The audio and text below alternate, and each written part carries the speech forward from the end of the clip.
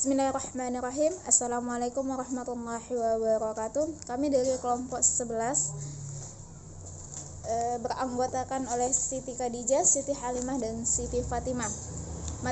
Materi yang akan kami bawakan tentang desain program pengayakan.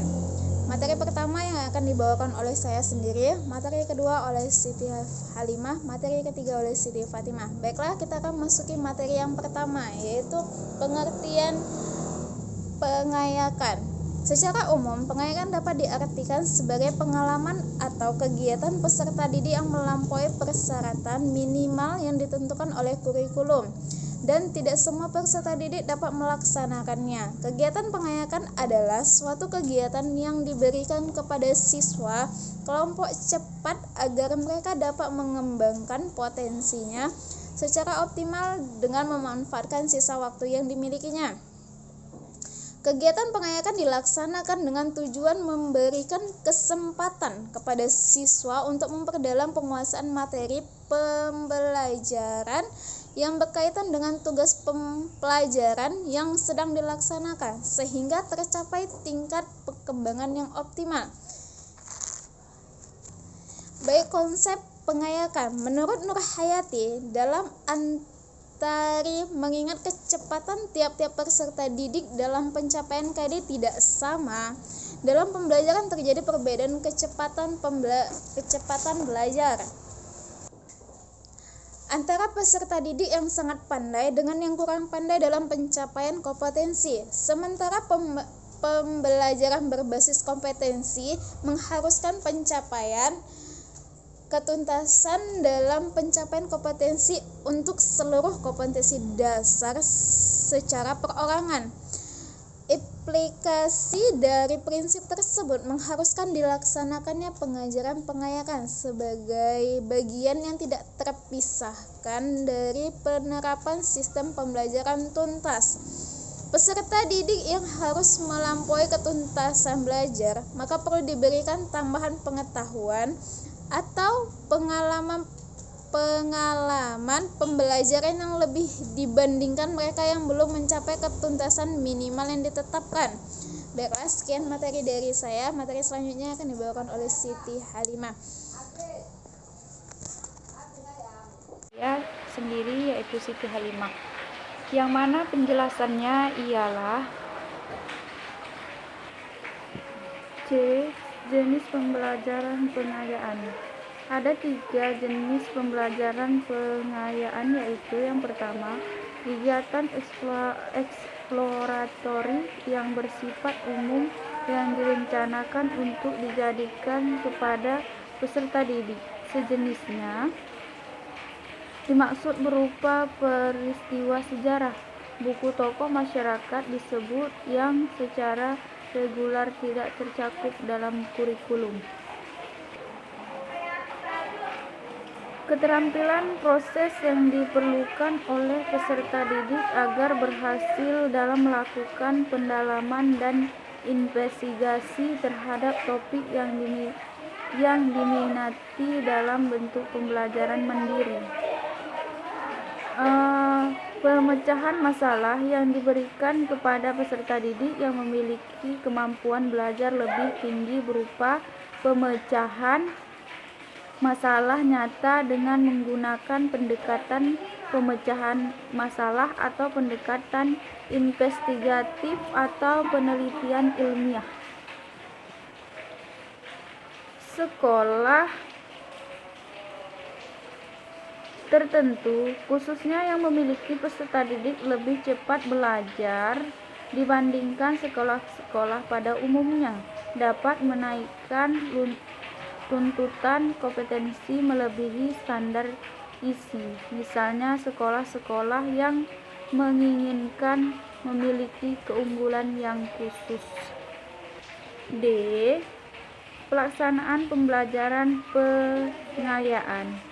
Pemberian pembelajaran pengayaan pada hakikatnya adalah pemberian bantuan bagi peserta didik yang memiliki kemampuan lebih. Lebih di sini maksudnya baik dalam kecepatan maupun kualitas belajarnya, agar pemberian pengayaan tetap sasaran, maka perlu ditemukan langkah-langkah sistematis, yaitu yang pertama mengidentifikasi kelebihan kemampuan peserta didik, dan yang kedua memberikan perlakuan atau treatment, yang artinya pembelajaran pengayaan. Baiklah, terima kasih. Sampai di sini saja penjelasan dari saya, dan selanjutnya akan dijelaskan oleh saudari Siti Fatimah. Sekian, terima kasih. Baiklah, assalamualaikum warahmatullahi wabarakatuh. Saya akan membacakan materi yang ketiga, yaitu tentang mengidentifikasi kelebihan kemampuan belajar.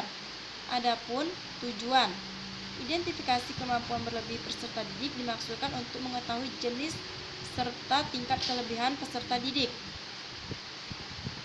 Kelebihan dan kemampuan belajar itu meliputi 1. Belajar lebih cepat, agar maksudnya peserta didik yang memiliki kecepatan belajar ditandai dengan kecepatan penguasaan kompetensi. Terus yang kedua ada penyimpanan informasi yang lebih mudah. Maksudnya peserta didik yang memiliki kemampuan penyimpanan informasi yang lebih mudah akan memiliki banyak informasi yang tersimpan dalam memorinya. Terus yang ketiga ada keingintahuan yang tinggi. Maksudnya yaitu banyaknya bertanya dan menyelidiki merupakan tanda bahwa seorang peserta didik memiliki hasrat ingin tahu yang tinggi. Terus yang keempat ada berpikir mandiri, yaitu kemampuan berpikir mandiri umumnya lebih menyukai tugas mandiri serta mempunyai kepastian sebagai pemimpin. Terus yang kelima ada superior. Superior ini yaitu berpikir abstrak untuk menyelesaikan masalah. Terus yang keenam ada memiliki banyak minat. Maksudnya yaitu peserta didik mudah termotivasi untuk meminati masalah baru atau berpartisipasi dalam banyaknya kegiatan. Terus yang B ada teknik.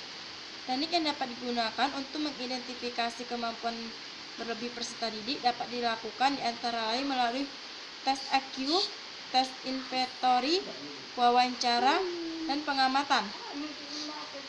Tes IQ adalah tes yang digunakan untuk mengetahui tingkat kecerdasan peserta didik.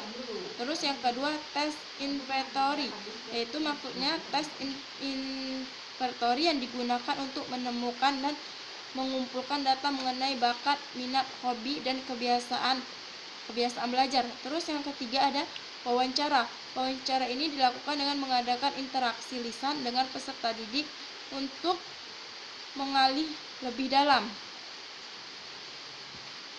Terus yang kedua ada bentuk-bentuk pelaksanaan pembelajaran pengayaan. Adapun bentuk-bentuk pelaksanaan pembelajaran pengayaan dapat dilakukan melalui 1. Belajar kelompok. Sekelompok peserta didik yang memiliki minat tertentu dimiliki pembelajaran bersama pada jam-jam belajar di sekolah. Terus yang kedua belajar mandiri. Secara mandiri peserta didik belajar mengenai sesuatu yang diminati. Terus yang ketiga ada pembelajaran berbasis tema. Maksudnya memadukan kurikulum dan di bawah tema besar sehingga peserta didik dapat mempelajari hubungan antara berbagai disiplin ilmu. Yang keempat, pemadatan kurikulum. Maksudnya itu pemberian pembelajaran hanya untuk kompetensi atau materi yang belum diketahui oleh peserta didik. Terus di sekolah dapat juga memfasilitasi peserta didik agar kelebihan kecerdasan dalam bentuk kegiatan pengembangan diri dan spesifikasi pengayaan kompetensi tertentu. Misalnya untuk bidang sains, pembelajaran seperti ini diselenggarakan untuk membantu peserta didik mempersiapkan diri mengikuti kompetensi tingkat nasional maupun internasional. Mungkin itu saja yang saya sampaikan. Materi selanjutnya saya kembalikan kepada moderator. Wassalamualaikum warahmatullahi wabarakatuh. Belajar mandiri. Secara mandiri peserta didik belajar mengenai sesuatu yang diminati. Terus yang ketiga ada pembelajaran berbasis tema. Maksudnya memadukan kurikulum dan di bawah tema besar sehingga peserta didik dapat mempelajari hubungan antara berbagai disiplin ilmu. Yang keempat, pemadatan kurikulum. Maksudnya itu pemberian pembelajaran hanya untuk kompetensi atau materi yang belum diketahui oleh peserta didik. Terus di sekolah dapat juga memfasilitasi peserta didik agar kelebihan kecerdasan dalam bentuk kegiatan pengembangan diri dan spesifikasi pengayaan kompetensi tertentu. Misalnya untuk bidang sains, pembelajaran seperti ini diselenggarakan untuk membantu peserta didik mempersiapkan diri mengikuti kompetensi tingkat nasional maupun internasional. Mungkin itu saja yang saya sampaikan. Materi selanjutnya saya kembalikan kepada moderator. Wassalamualaikum warahmatullahi wabarakatuh.